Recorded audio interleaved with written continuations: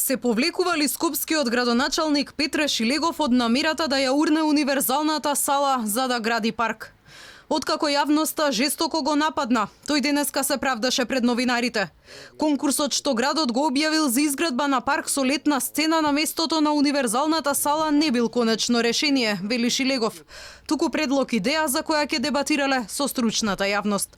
За судбината на универзална се разгледувале три опции: реставрација на постојниот објект, негова дислокација или пак реконструкција, што би значило да се урне старата за да се гради нова културно-уметничка сала.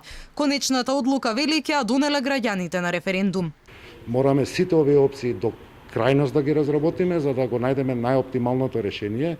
Дури напомена во текот на брифингот дека ако не успееме да изградиме како стручна јавност и политичка јавност и јавноста преку медиумите едно заедничко решение, јас сум до таа мерка спремен да откако ќе ги разработиме сите солуции, сите три бидат ставени на референдумско известување на граѓаните на Скопје. И денеска не стивнуваат коментарите. Граѓаните децидни против идејата за парк на местото на универзалната сала, за која велат е белек на градот и треба да остане таму кај што е. Реагираат и културните уметници, но и лица врзани со музичката индустрија. Од Авалон порачаа оти универзална треба да остане на истото место, но со намален капацитет од 1000 седишта. Велат одстранувањето на салата е креативно злосторство.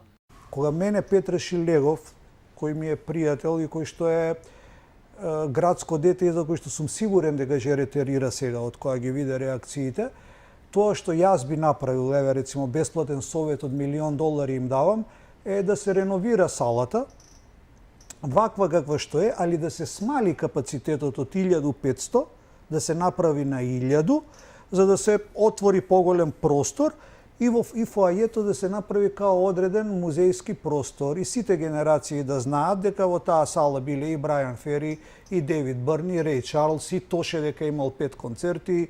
Во меѓувреме тече конкурсот за парк со летна сцена, кој ќе чини 6000 евра, пари од граѓаните што во градската каса се влеваат преку даноци. Идеите ќе се прибираат до 28 август. По ова ќе се распишел и нов конкурс за реставрација на објектот. Колку тој ќе чини, Шилегов не знаеше.